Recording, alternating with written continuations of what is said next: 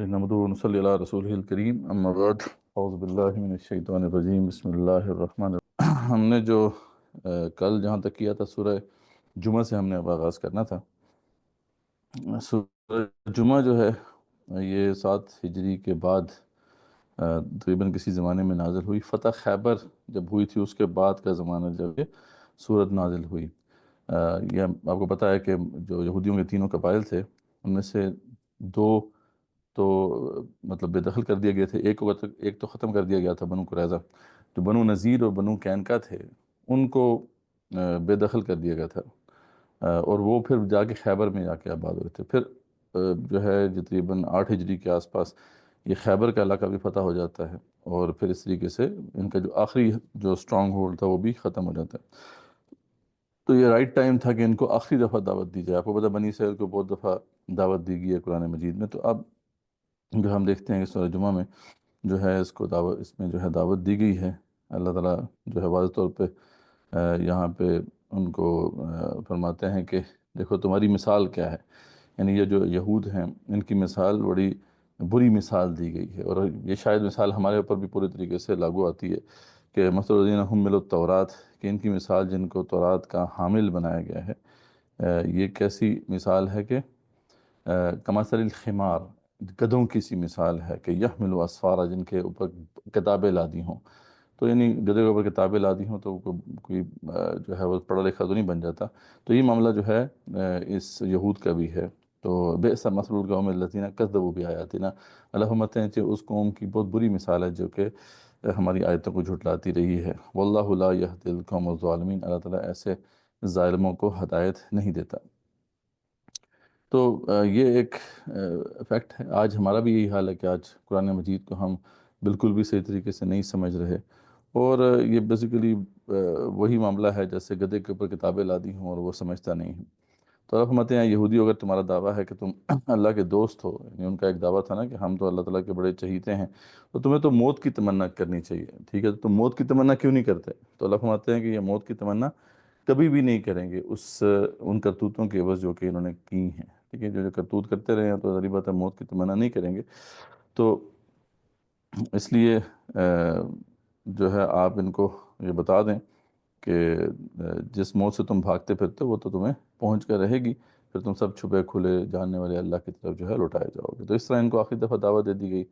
اس کے بعد جو دوسرا پارٹ ہے سورہ جمعہ کا، وہ جو ہے ہجرت کے فوراً بعد کسی زمانے میں نازل ہوا ہوگا، کیونکہ اس کے اندر جمعہ قائم کرنے کا ذکر ہے، اور آپ صلی اللہ علیہ وسلم کی جو سیرت ہے اس سے پتہ چلتا ہے کہ آپ نے جو ہے ہجرت کے فوراً بعد ہی جمعہ قائم کر دیا تھا۔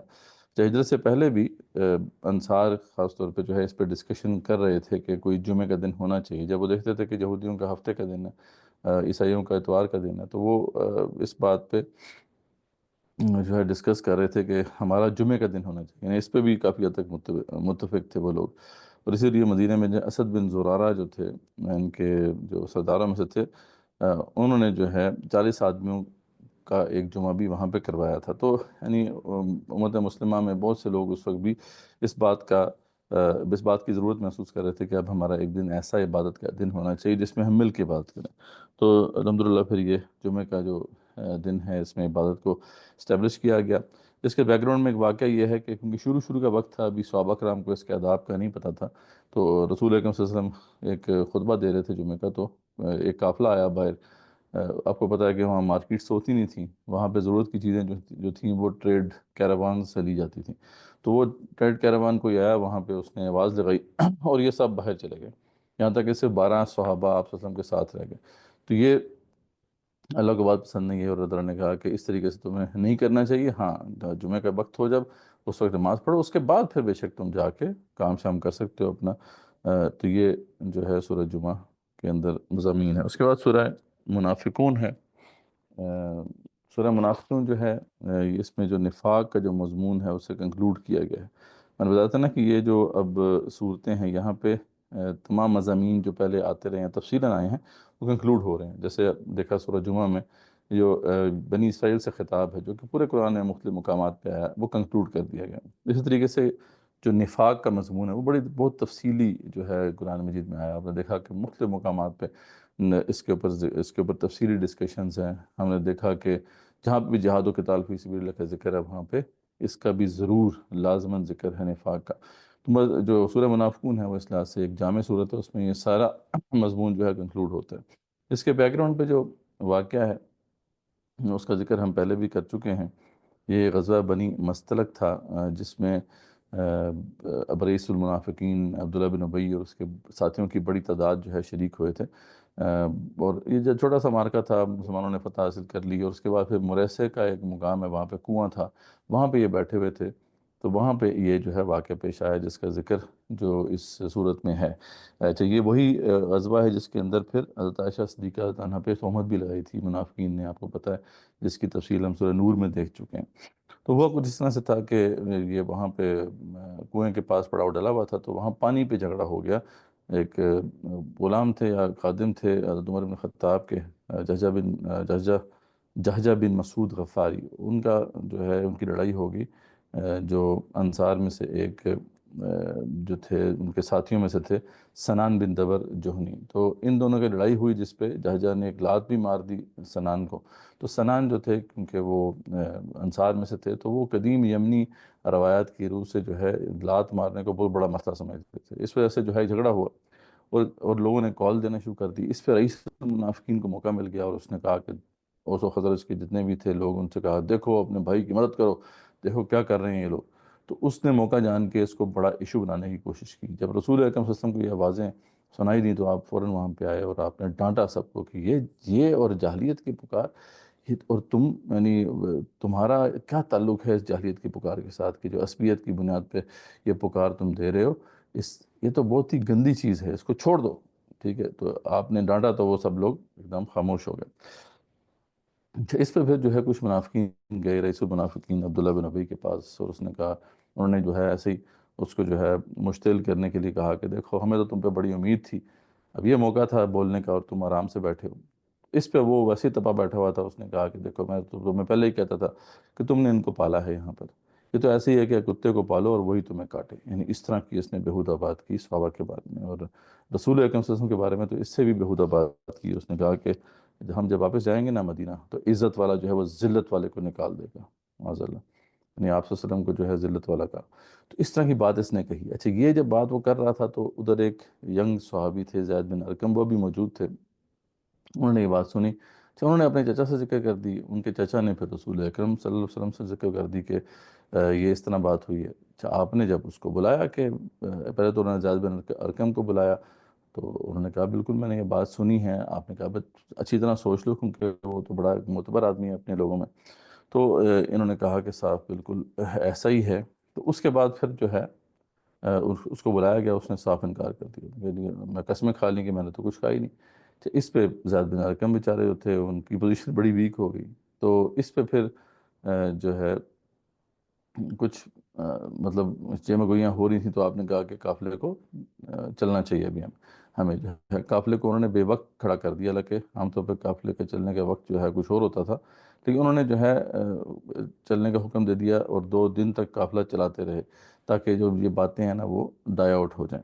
بیچ میں جو ہے کچھ لوگوں نے پوچھا، جیسے اسید بن حضیر جو تھے انہوں نے پوچھا کہ آپ یہ کیوں، یعنی آپ نے بے وقت جو ہے چلنے کا حکم کیوں دیا ہے، اس کی وجہ کیا ہے.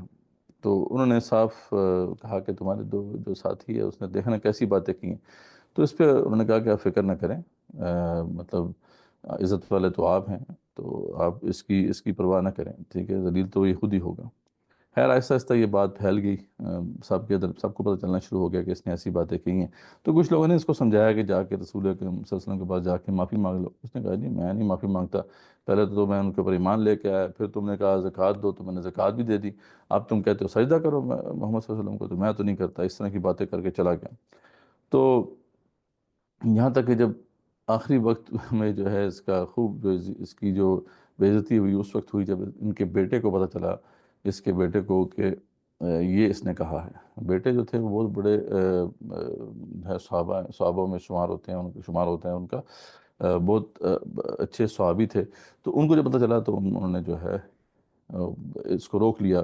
مدینہ کے قریب جب پہنچا نا قافلہ ادھر ہی روک لیا اور نیچے گرا لیا اور تلوار جو ہے اس کے اوپر کھڑی کر دی اور کہا کہ تم کہو کہ تم ذلت والے ہو، اور رسول صلی اللہ علیہ وسلم عزت والے ہیں، اور وہ جب تک اجازت نہیں دیں گے تمہیں یہاں سے اندر نہیں جانے دوں گا میں۔ تو اس طرح کی جب بات ہوئی تو اس نے کہا کہ اب میرا بیٹا میرے خلاف ہو گیا، تو اچھی خاصی اس کی پھر عزت ہوئی وہاں پہ، سب کو پتہ چل گیا کہ یہی رئیس المنافقین ہے۔ تو یہ سارا واقعہ ہے جو اس کے بیک گراؤنڈ میں ہے۔ بعد میں پھر اللہ تعالیٰ نے جو ہے یہ بات بھی واضح کر دی کہ بالکل اس نے یہ بات کہی تھی، اور زید بن ارقم جو صحابی تھے ان کی بات سچ ثابت ہوئی۔ تو یہ ہے اس کے بیک گراؤنڈ میں، اور شروع میں نفاق کو بالکل واضح کر دیا اللہ تعالیٰ نے کہ اذ جاءک المنافقون قالوا نشہد انک لرسول اللہ، یہ جب آپ کے پاس منافق آتے ہیں تو کہتے ہیں کہ آپ اللہ کے رسول ہیں، واللہ یعلم انک لرسول، اللہ جانتے ہیں کہ آپ اللہ کے رسول ہیں، واللہ یشہد ان المنافقین لکاذبون، لیکن اللہ اس بات پہ گواہی دیتے ہیں کہ منافق جھوٹے ہیں۔ تو سب سے پہلے ہم نے بتایا تھا نا نفاق کی جو سٹیجز ہیں، اس میں سب سے پہلے کیا تھا؟ جھوٹ بولنا۔ پھر اتخذوا ایمانہم جنۃ فصدوا عن سبیل اللہ، انہوں نے اپنی قسموں کو ڈھال بنایا ہوا ہے، اور تاکہ لوگوں کو اللہ کے راستے روکیں، اللہ کے راستے سے روکیں، خود بھی روکیں اور دوسروں کو بھی روکیں۔ آپ کو یاد ہوگا کہ میں نے بتایا تھا کہ پہلی سٹیج کیا ہے نفاق کی؟ جھوٹے بہانے بنانا۔ دوسری سٹیج کیا ہے؟ جھوٹی قسمیں کھانا۔ اور پھر تیسری سٹیج کیا ہے؟ اس کا انکاری کر دینا کہ یہ جو ہے حکم ہے ہی نہیں، خود بھی رک جانا اور دوسروں کو بھی روکنا۔ تو تینوں سٹیجز کا ذکر یہاں پہ آ گیا۔ تو اللہ فرماتے ہیں کہ انہم ساء ما کانوا یعملون، بہت برا ہے جو کام یہ کرتے ہیں۔ ذالک بانہم آمنوا ثم کفروا، یہ اس لیے ہوا کہ یہ ایمان لائے تھے اب کافر ہو گئے ہیں، اور فطبع علی قلوبہم فہم لا یفقہون، اور ان کے دلوں پہ مہر لگا دی گئی ہے، اب ان کو سمجھ نہیں ہے۔ تو میں نے بتایا تھا آپ کو کہ تھرڈ سٹیج جو ہے یہ صد عن سبیل اللہ، کہ خود بھی رک جانا اور دوسروں کو بھی روک دینا، اس سے واپسی ممکن نہیں ہے، ٹھیک ہے؟ یہاں تک تو جو ہے واپسی ہو سکتی ہے، اس سے واپسی جو ہے وہ ممکن نہیں ہوتی۔ اگلی جو سٹیجز ہیں پھر بہت ہی خطرناک ہیں، جس میں اہل ایمان سے دشمنی ہو جاتی ہے، مذاق اڑانا شروع کر دیتے ہیں ایسے لوگ اس حکم کا بھی، اور وہ لوگ جو فالو کر رہے ہیں اس حکم کو ان کا بھی۔ تو یہ نفاق کی سٹیجز جو ہیں اسی طرح ہوتی ہیں۔ تو یہاں پہ جو ہے اس چیز کو ایک دفعہ پھر بڑی تفصیل سے جو ہے ہمیں واضح کیا گیا۔ اس کے بعد جو ہے اس کا توڑ بتایا گیا ہے کہ اس سے نکلنے کی صورت کیا ہے۔ اللہ فرماتے ہیں، اچھا اسی میں پھر وہ میں نے بتایا تھا نا کہ یہ بات ایکسپوز اللہ تعالیٰ نے واضح کر دیا کہ یہ لوگ کہتے ہیں کہ ہم جائیں گے تو عزت والا ذلت والے کو نکال دے گا، بالکل اس کی جو ہو بہو جو اس نے بات کی تھی اللہ نے قرآن میں اس کو ثبت کر دیا، اور اس کا منافق ہونا سب کے سامنے واضح ہو گیا۔ تو یہ جو ہے عبرتناک انجام ہے ان کا۔ اور پھر اللہ فرماتے ہیں کہ اس سے نکلنے کی صورت کیا ہے کہ یا ایھا الذین آمنوا لا تلھکم اموالکم ولا اولادکم عن ذکر اللہ، اے ایمان والو تمہیں مال اور اولاد جو ہیں وہ اللہ کے ذکر سے، اللہ کی یاد سے غافل نہ کرتے ہیں۔ ومن یفعل ذلک فاولئک هم الخاسرون، جو بھی ایسا کریں گے وہ خسارے والوں میں سے ہوں گے۔ تو یہ بات بڑی اہم ہے کہ اللہ کی یاد سے غافل ہونا جو ہے اس سے نفاق لگتا ہے، تو اس سے ہمیں ہوشیار رہنا ہے۔ ایک حدیث میں بھی آتا ہے، امام طبرانی نے اسے کوٹ کیا ہے کہ جو شخص اللہ تعالیٰ کا ذکر کثرت سے کرتا ہے وہ نفاق سے بری ہے۔ تو اللہ کو یاد کرنا کثرت سے جو ہے یہ سمجھ لیں کہ کیونکہ ایک مرض ہے، تو ہم نے پہلے بتایا تھا کہ ایک مرض جو ہوتا ہے اس کی ایک پریونٹیو میڈیسن ہوتی ہے، وہ جو ویکسین جسے ہم کہتے ہیں، اور ایک اس کی کنٹرولنگ میڈیسن بھی ہوتی ہے نا، یعنی مرض لگ گیا تو اس کو کنٹرول جو کرے گا، بڑھنے نہ دے۔ تو یہ دونوں جو کنٹرولنگ میڈیسن یا پریونٹیو میڈیسن جو ہے وہ اللہ کی یاد ہے، کثرت سے جو اللہ کو یاد کرے گا تو اول تو اسے مرض لگے گا نہیں، ویکسین ہے، اور اگر لگ گیا تو پھر وہ مرض زیادہ بڑھے گا نہیں، ٹھیک ہے؟ لیکن اس کی سرجری کیا ہے؟ سرجری وہی ہے، روٹ کاز کو ختم کرنا پڑے گا۔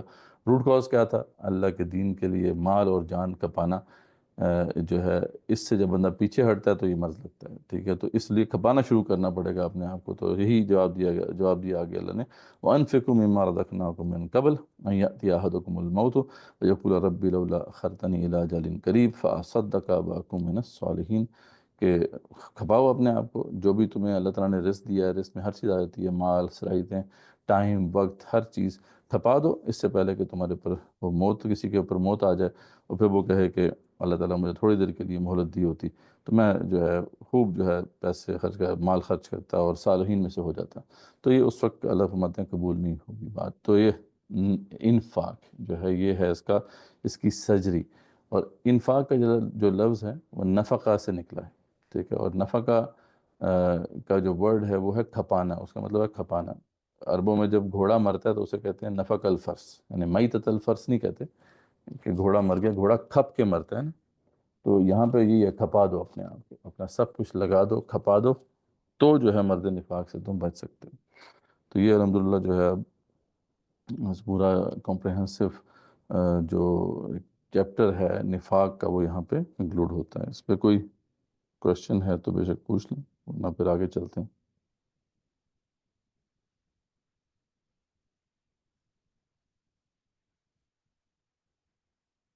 کلیئر ہے یہ یہاں تک؟ Yes, sir. چلیں، اچھا اس کے بعد جو ہے سورۃ تغابن آتی ہے۔ سورۃ تغابن بھی جو ہے مدنی صورت ہے، اس کا ایک پارٹ مکی ہے لیکن ایک پارٹ مدنی ہے، اس لیے اوور آل اسے مدنی صورت کہا جاتا ہے، اور شاید ہجرت کے فوراً بعد کی زمانے میں نازل ہوئی ہوگی۔ شروع کے پارٹ میں ایمان لانے کی دعوت دی گئی اور اس پر دلائل دیے گئے ہیں، اور جو ہے کفار کے اس مطالبے پہ کہ کیا دوبارہ ہم جو ہے زندہ کیے جائیں گے، بڑا پرزور انداز میں جو ہے ایک زور کلام سے اس بات کی طرف بلایا گیا ہے کہ ہاں ایسا ہی ہوگا کہ زعم الذین کفروا ان لن یبعثوا، کہ ان کافروں کا خیال ہے کہ یہ اٹھائے نہیں جائیں گے۔ قل بلا وربی لتبعثن، کیوں نہیں، اس میں کوئی شک نہیں ہے کہ ان کو یقیناً جو ہے تمہیں جو ہے اٹھایا جائے گا، ثم لتنبؤن بما عملتم، اور تمہیں یقیناً بتا دیا جائے گا جو تم نے عمل کی ہیں، وذالک علی اللہ یسیر، اللہ پر یہ بہت ہی آسان ہے۔ تو اس طریقے سے جو ہے اس بات کو واضح کیا گیا۔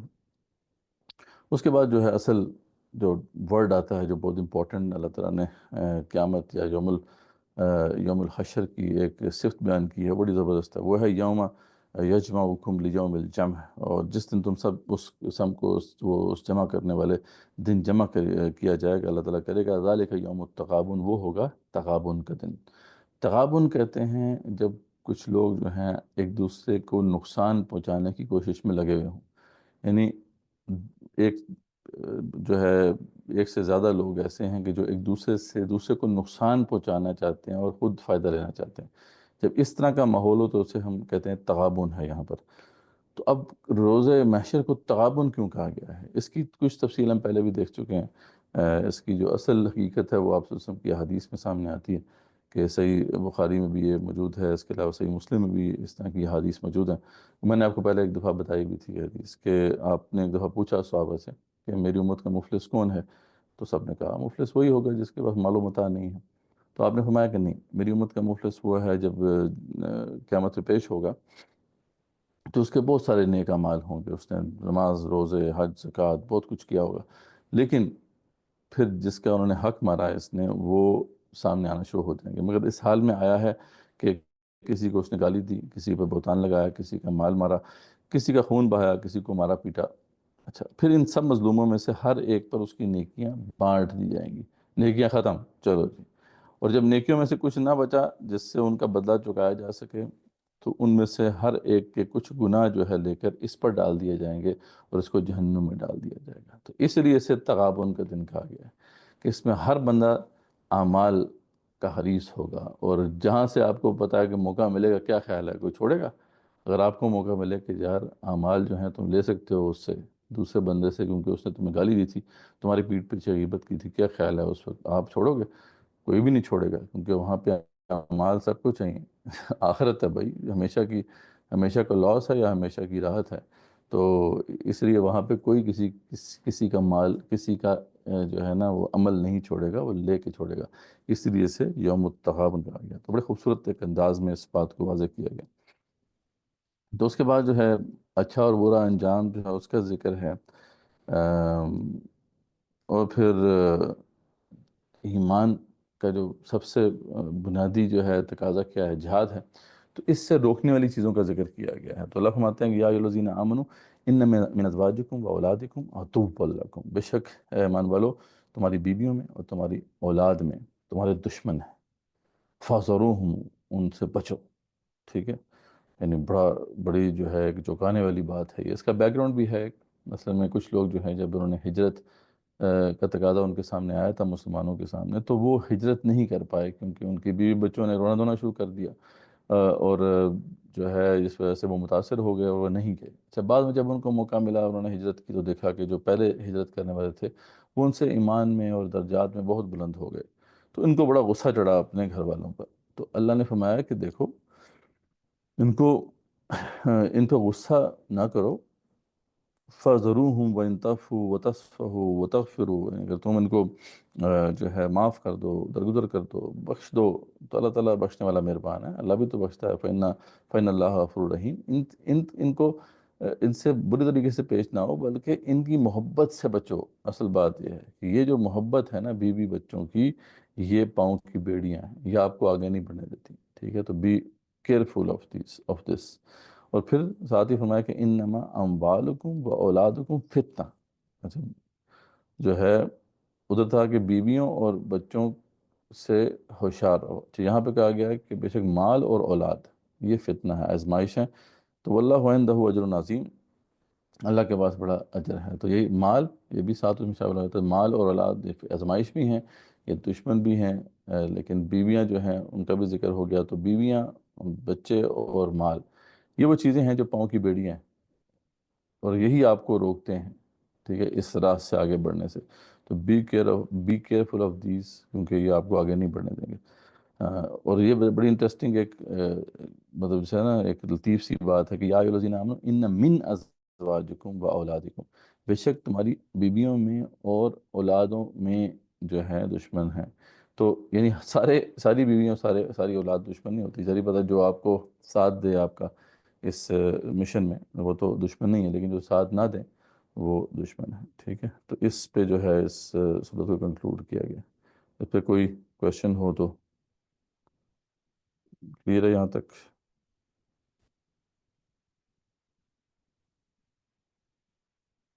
ہاں جی، کلیئر ہے.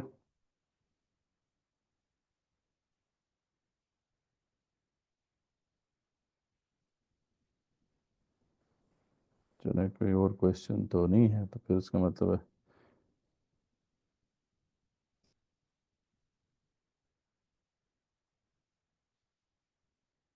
جی جی، عورتوں کے لیے تو پھر خاوند آ جاتے ہیں. بالکل یہ صحیح ہے.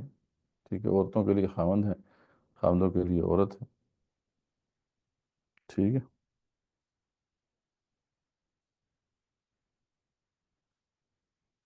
کیونکہ یہاں پہ کوئی جہاد کے حوالے سے بات ہو رہی ہے، تو اس لیے زیادہ یہاں مراد جو ہے وہ خواتین ہی ہیں.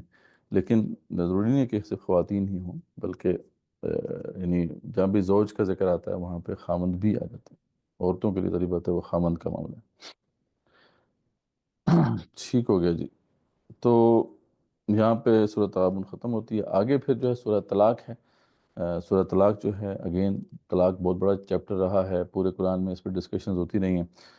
ہم نے دیکھا سورہ بقرہ میں تفصیل آئی، سورہ احزاب میں کچھ باتیں آئیں، کچھ تفصیل سورہ نساء میں آئی.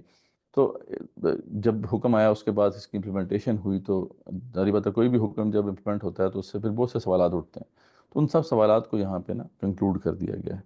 تو یہ لگتا یہ ہے کہ سورہ بقرہ کے بعد کے کسی زمانے میں یہ صورت نازل ہوئی ہوگی جس میں اسے کنکلوڈ کر دیا گیا. جب سورہ بقرہ میں اور سورہ احزاب وغیرہ میں جو باتیں آئیں اس کو سمرائز اگر ہم کریں تو یہاں تک ابھی حکم آ گیا تھا، جس میں پھر مزید کچھ کلیریفیکیشن چاہیے تھی جو کہ سورہ طلاق میں آ گئی. ابھی تک کا حکم کیا ہے کہ جب عورت اور خاوند میں نہیں بن رہی، ٹھیک ہے، تو اس طلاق سے پہلے کی کچھ ریکوائرمنٹس ہیں. اس میں یہ ہے کہ اللہ تعالیٰ نے مردوں کو کہا ہے کہ تم عورتوں کو جو ہے سمجھاؤ. ٹھیک ہے، اگر تو وہ نافرمان ہیں ان کو سمجھاؤ، نہیں سمجھتی بستر ادا کر دو. پھر بھی نہیں سمجھتی مار بھی سکتے ہو، لیکن وہ مار اتنی نہیں ہونی چاہیے کہ نشان پڑ جائیں، اور زیادہ نہیں مارنا. مار بھی سکتے ہو. اچھا، پھر بھی نہیں مانتی تو پھر حکم مقرر کر دو. اچھا، عورت کی طرف یہ ہے، عورت کو اللہ نے بڑا زبردست طریقے سے سمجھایا ہے. عورت سے کہا ہے وہ صلح خیر. ٹھیک ہے، صلح میں ہی بہتر ہے، بہتری ہے، اس لیے تم صلح کر لو. ٹھیک ہے. تو عورت کے لیے یہی ہے. نہیں اگر ہوتا تو پھر ایک مرد کی طرف سے حکم مقرر ہوگا، ایک عورت کی طرف سے حکم مقرر ہوگا، دونوں بیٹھیں گے. اور اللہ نے گارنٹی دی ہے اگر دونوں کی نیت صاف ہوگی تو مسئلہ حل ہو جائے گا. ٹھیک ہے، یہ اللہ نے قرآن میں گارنٹی دی ہے. اچھا، پھر بھی نہیں بات بنتی تو پھر بات آگے بڑھے گی، اور پھر جو ہے طلاق کی بات آئے گی. اور طلاق کا پھر پروسیجر یہ ہے کہ پہلی ایک طلاق ہوگی، پھر اس کے بعد جو ہے 3 حیض ویٹ کرنا ہے، یہ عدت ہے. اس کے بعد پھر دوسری طلاق ہے، پھر 3 حیض ویٹ کرنا ہے، اور پھر تیسری طلاق ہے. تو جو پہلی 2 طلاقیں ہیں اس میں رجوع ہو سکتا ہے. مطلب رجوع کے دو ایسپیکٹ ہیں. ایک تو یہ کہ اگر عدت کے دوران رجوع ہوا بغیر کسی اس کے نکاح کی تجدید کے آپ صحبت ہو جائے تو کوئی مسئلہ نہیں ہے، وہ میاں بیوی کا مسئلہ حل ہو جائے گا۔ اگر عدت ختم ہو جائے گی، اگر پہلی طلاق کے بعد بھی عدت جو ہے گزر گئی، تو اس کے بعد پھر نکاح کی تجدید کرنی ہوگی، لیکن وہ بھی آرام سے ہو جائے گا، مسئلہ کوئی مسئلہ نہیں ہے۔ دوسری عدت کے بعد، دوسرے اطلاق کے بعد جو عدت ہے اس کے اندر اندر رجوع ہو جاتا ہے تو نکاح کی تجدید کی ضرورت نہیں ہے۔ اگر عدت ختم ہو جاتی ہے تو نکاح کی تجدید کرنی ہوگی۔ اور پھر تیسری طلاق ہے، تیسری طلاق کے بعد پھر کوئی رجوع نہیں ہے۔ تو یہ ہے جی سارا جو ابھی تک کا جو پروسیجر ہے اس میں باتیں آئی تھیں۔ ہاں، پھر جو ہیں جو جن کے شوہر فوت ہو جائیں، ان کی عدت 4 ماہ 10 دن طے پائی کہ اس کے بعد وہ نکاح کر سکتی ہیں۔ عورت طلاق کے بعد وہی بات ہے 3 حیض تک ویٹ کرے، اس کی عدت ہے وہ، اس کے بعد تیسری طلاق کے بعد پھر جو ہے وہ نکاح کر سکتی ہے۔ جو غیر مدخولہ عورت ہے، جس کے ساتھ نکاح ہو گیا لیکن ابھی صحبت نہیں ہوئی، تو اس کی عدت کوئی نہیں ہے، وہ فوراً جو ہے نکاح کر سکتی ہے، کوئی ایسا مسئلہ نہیں۔ تو یہ ساری تفصیلات جو ہیں پہلے آ چکی ہیں۔ اچھا، اب اس میں کچھ چیلنجز سامنے آئے کہ جس میں فار ایگزامپل جن عورتوں کو حیض آنا بند ہو گیا یا ابھی آنا ہونا ہی شروع نہیں ہوا ابھی تک میڈیکل ریزنز کی وجہ سے، اس کی عدت کیسے معلوم کی جائے؟ تو اللہ نے فرما دیا ان کی عدت 3 ماہ ہے، ٹھیک ہے؟ تو وہاں 3 حیض کی جگہ پہ 3 ماہ کر دیا۔ اچھا، حاملہ عورت کی عدت کیا ہے؟ اللہ نے بتا دیا کہ وضع حمل ہے، اور اس کے علاوہ کچھ اور تفصیلات آ گئی ہیں۔ تو یہ ہے جی اوورال اس کے اندر جو حکم ہے۔ اس کے علاوہ جو بچوں کے حوالے سے بتا دیا گیا کہ اگر تو حاملہ عورت ہے، اس کو تم نے طلاق دے دیا تو بچہ جو ہے کیونکہ تمہارا ہے، تمہاری ذمہ داری ہے، تو تم اس کا نان نفقہ اس کو دو گی جب تک کہ بچہ پیدا نہیں ہوتا۔ اس وقت تک ذریعہ بات ہے اس نے پیدا ہوتا ہے، پھر اس کے بعد اس کا دودھ پلانا ہے، تو ذریعہ بات ہے اس وقت تک وہ بچہ جو ہے ماں کے پاس رہے گا، تو اس کی ذمہ داری تم نے اٹھانی ہے، اس کا نان نفقہ دینا ہے۔ اگر عورت نہیں دودھ پلا رہی اور دائی کوئی ہے وہ پلا رہی ہے، تو اس کا تم نے خرچہ جو ہے وہ کرنا ہے۔ تو یہ سب چیزیں جو ہیں اس صورت کے اندر آئی ہیں۔ طلاق کے بہرحال طلاق کے بارے میں یہ بات جو ہے حدیث میں آئی ہے کہ یہ کوئی پسندیدہ چیز نہیں ہے، اس لیے آپ دیکھیں کہ اس کے لیے بہت چیکس رکھے گئے ہیں۔ اس کے بعد پھر بھی بات نہیں بنی تو پھر طلاق ٹھیک ہے بنتی ہے، سپریشن بنتی ہے، لیکن ایسے نہیں ہے خام خواہ میں سپریشن ہو جائے، ٹھیک ہے؟ تو اللہ تعالیٰ کو یہ چیز پسند نہیں ہے۔ آپ صلی اللہ علیہ وسلم کی خود حدیث ہے کہ اللہ نے کسی ایسی چیز کو حلال نہیں کیا جو طلاق سے بڑھ کر اسے ناپسند ہو، اور اسے یہ واضح نظر بھی آتا ہے کہ دیکھیں کتنا لمبا پروسیجر ہے، اور اس میں کتنے چانسز ہیں کہ واپس عورت اور مرد کی درمیان جو ہے بات بن جائے گی، پھر بھی نہیں بنتی، اور ان سب پروسیجرز کے بعد بھی تو پھر ٹھیک ہے علیحدگی ہے۔ رہی بات وہ سوال کہ جو آپ سب یقیناً پوچھیں گے کہ ایک سٹنگ میں 3 طلاق ہوتی ہے کہ نہیں ہوتی، تو چاروں فقہا، بڑے فقہا اس پہ متفق ہیں، امت کا بڑا گروہ جو ہے اس پہ متفق ہے کہ ہاں 3 طلاقیں ایک سٹنگ میں کوئی دیتا ہے تو طلاق ہو جاتی ہے، وہ کہ اس نے گناہ کبیرہ کیا ہے، ٹھیک ہے؟ اس لیے عمر بن خطاب نے اس پہ کوڑے بھی رکھے تھے۔ تو یہ ہے باقی، لیکن امام ابن تیمیہ ایک بہت بڑا نام ہے، وہ اس کے قائل تھے کہ ایک سٹنگ میں 3 طلاقیں وہ ایک ہی کنسیڈر ہوں گی۔ ہمارے ہاں جو اہل حدیث جو ہمارے بھائی ہیں وہ اس کو فالو کرتے ہیں، بہرحال ان کے پاس بھی دلیل ہے، لیکن زیادہ امت کی جو رائے ہے وہ اسی پر رہی ہے کہ 3 طلاقوں سے طلاق ہو جاتی ہے۔ تو یہ کچھ تفصیلات ہیں جو کہ بالکل آغاز میں ہی آ گئی ہیں، ٹھیک ہے؟ اس کے علاوہ جو آ، آ، ایسا کچھ بیان کرنے کے بعد، ہاں اس پہ کوئی کویشچن ہو تو بے شک پوچھ لیں، یہاں تک کلیئر ہے جو طلاق کا حکم ہے؟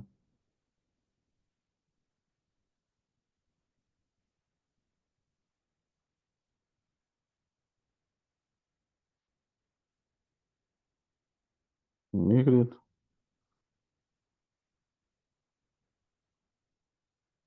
جی جی، اسی طرح ہے نا، دیکھیں پہلی طلاق ہوگی تو 3 ماہ ہو گئے، دوسری طلاق میں پھر 3 ماہ، 6 ماہ یہ ہو گئے، تو اس کے بعد پھر تیسری طلاق ہوگی نا۔ تو 6 ماہ تو ویسے ہی ہے طلاق کا پروسیجر اگر صحیح طریقے سے اگر ہم کرتے ہیں تو، لیکن اس سے پہلے بھی جو پروسیجر ہے نا، وہ جو حکم مقرر کرنا ہے وہ اس میں بھی ٹائم لگے، تو اس بتا اچھا خاصا ٹائم ہے اس میں نا یہ، مطلب، اور اس ٹائم میں عورت کے بارے میں انسٹرکشنز ہیں کہ عورت کو گھر سے نہ نکالا جائے، عورت گھر میں ہی رہے، عورت کو انسٹرکشنز ہے کہ باقاعدہ گھر میں رہے جب تک کہ تیسری طلاق نہیں ہوتی، تاکہ وہ الفت پیدا ہونے کے چانسز رہیں۔ تو یہ ساری تفصیلات ہیں جو اس کے اندر۔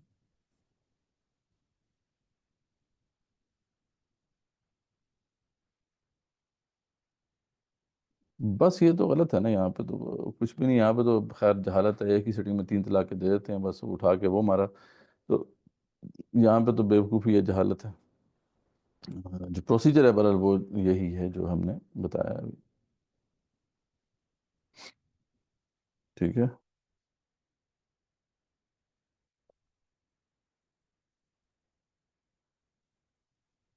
اچھا جی، آگے چلتے ہیں.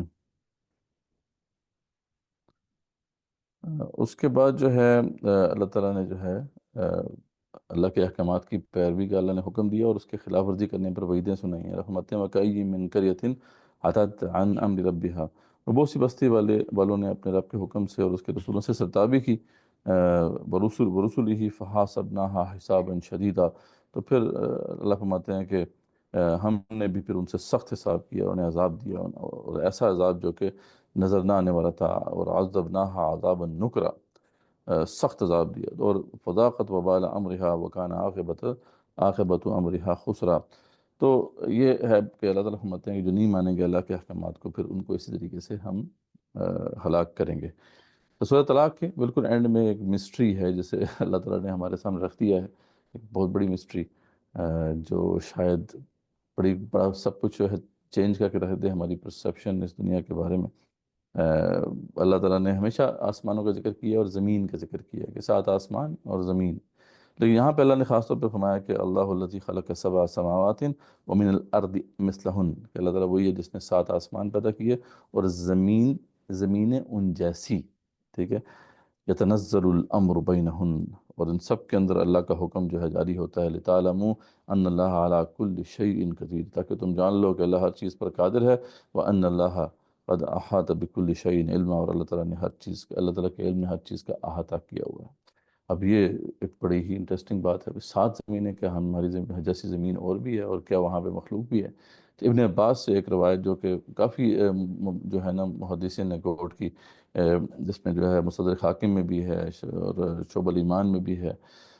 اس جو ہے روایت میں یہ ہے کہ ابن عباس نے فرمایا کہ ہاں، یہ 7 زمینیں ہیں، اور ان ہر زمینوں میں تمہارے نبی جیسے نبی بھی ہیں. آدم ہے تمہارے جیسا، تمہارے آدم جیسا. نوح ہے تمہارے نوح جیسا.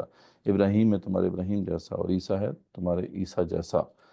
تو یہ تو پھر بڑی انٹرسٹنگ بات ہے. اور کیا ان کا کوئی انٹریکشن ہو سکتا ہے ہمارے ساتھ؟ واللہ عالم، time will tell. We are not alone in this universe. ٹھیک ہے. یہ ایک انٹرسٹنگ بات ہے. تو خیر اس پہ بھی تو وقت بتائے گا. یہ جو حدیث یہ ہے والارض مثلہن، یہ حدیث جو ہے یہ ابن جریر طبری میں بھی ہے، ابن ابی حاتم نے بھی اسے کوٹ کیا، مستدرک حاکم میں بھی ہے، شعب الایمان ہے، کتاب الاسماء و صفات میں بھی ہے، امام بہقی نے بھی اسے کوٹ کیا. تو یہ ملٹیپل لوگ ہیں جنہوں نے اسے کوٹ کیا. ٹھیک ہے. اچھا جی، آگے چلتے ہیں.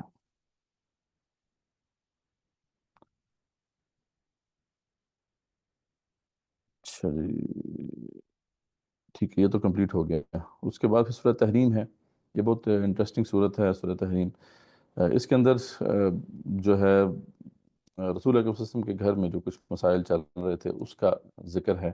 امہات المومنین بہت عظیم خواتین تھیں، لیکن انسان تھیں، ان سے بھی کچھ کوتاہیاں ہوتی تھیں. اور جیسے صحابہ کرام تھے رضوان اللہ تعالیٰ علیہم، ان سے بہت سے کوتاہیاں ہوئیں، لیکن بعد میں انہوں نے اپنی اصلاح کی. یہی ان کی عظمت کا اصل جو ہے حاصل ہے.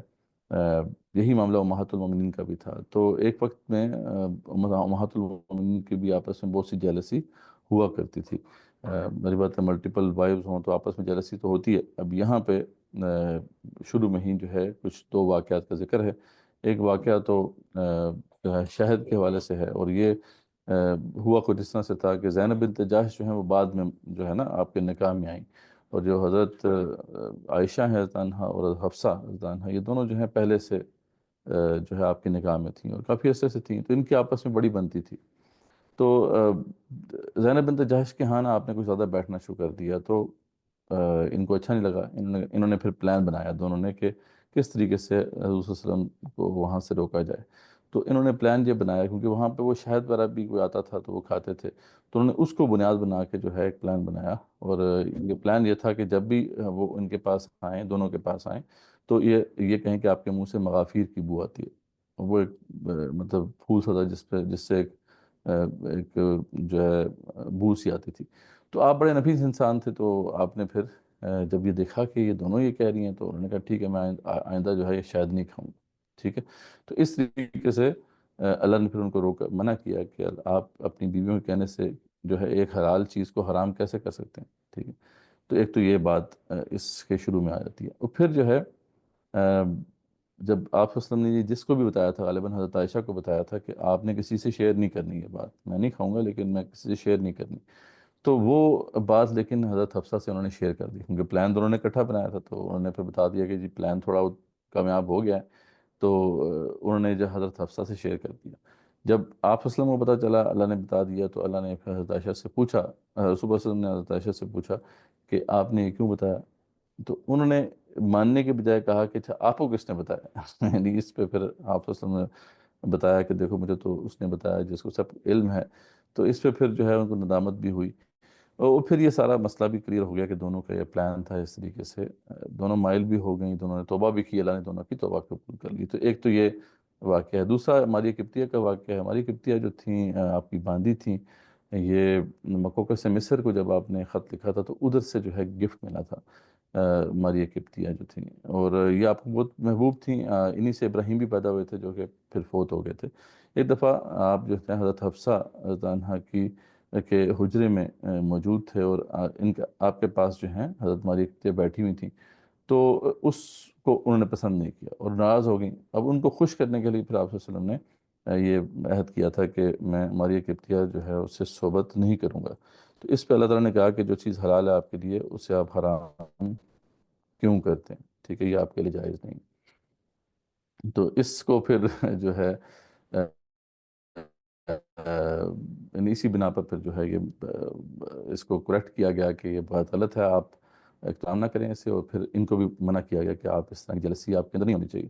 تو ایک تو یہ واقعہ ہے. دوسرا واقعہ جو ہے اس کے فوراً بعد کا ہے کہ آپ صلی اللہ علیہ وسلم جو ہے 30 دن کے لیے قسم کھا لی تھی کہ آپ اپنی بیویوں سے بات نہیں کریں گے. کیونکہ یہ وہ زمانہ تھا جب ان کی نہ صرف یہ کہ صرف دو جو تھیں آپس میں ان کا یہ ساز باز انہوں نے کر کے اس طرح کا ماحول کریٹ کیا تھا، بلکہ ایک دو پارٹیاں بن چکی تھیں. ایک پارٹی میں حضرت عائشہ تھیں، حفصہ تھیں اور سودا تھیں، یہ لوگ تھے. اور دوسری میں زینب بنت جاہش اور باقی کچھ امہات تھیں. اور آپس میں خوب جو ہے لڑائی ہو رہی تھی، خوب جو ہے وہ کمپٹیشن چل رہا تھا، جس سے آپ صلی اللہ علیہ وسلم بہت پریشان ہو رہے تھے.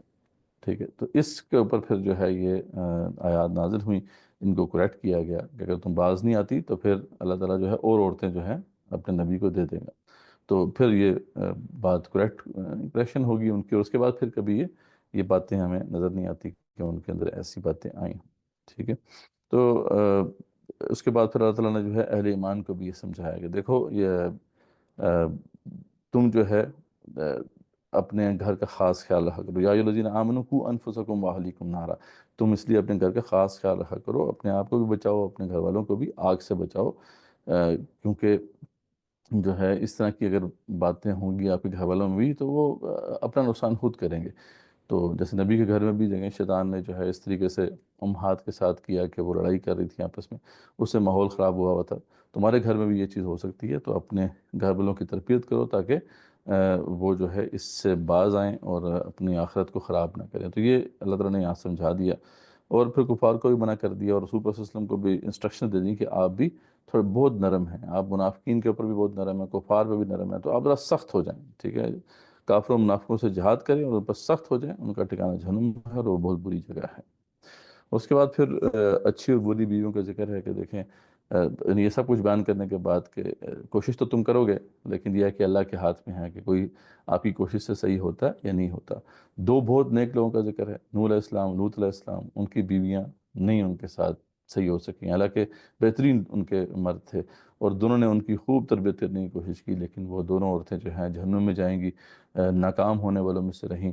پھر اللہ فرماتے ہیں کہ فرعون جو اتنا سرکش تھا، اتنا برا شخص تھا، اس کے گھر میں دیکھیں کتنی نیک عورت ہے، اللہ کی اتنی بڑی جو ہے وہ برگزیدہ خاتون ہیں حضرت آسیہ، کہ ان کی دعا بھی اللہ نے کوٹ کی کہ وہ دعا کیا کرتی تھی کہ اللہ تعالیٰ میرے لیے اپنے پاس جنت میں گھر بنا، اپنے پاس مجھے گھر دے، مجھے فرعون سے اور اس کے عمل سے بچا اور مجھے ظالم لوگوں سے خلاصی دے دے. اور فرعون نے ان کو شہید بھی کر دیا تھا کہ آ جاتا ہے. تو یہ معاملہ ہے. اور پھر ایک جو سب سے عظیم عورت جو ہیں مریم جو ہیں مریم بنت عمران، یا عیسیٰ علیہ السلام کی جو والدہ ہیں مریم علیہ السلام، ان کا ذکر ہے کہ وہ بھی نیک خاتون تھی. تو یہ نیک خاتونوں کا ذکر ہے. اللہ فرماتے ہیں اللہ کی دین ہوتی ہے، پر اللہ آپ کو کوشش ضرور کرنی ہے. ٹھیک ہے، کلیئر ہو گیا. یہاں پہ جو ہے ہمارا جو 28واں پارہ ہے وہ کنکلوڈ ہوا. اب 29واں پارہ جو ہے شروع ہوگا.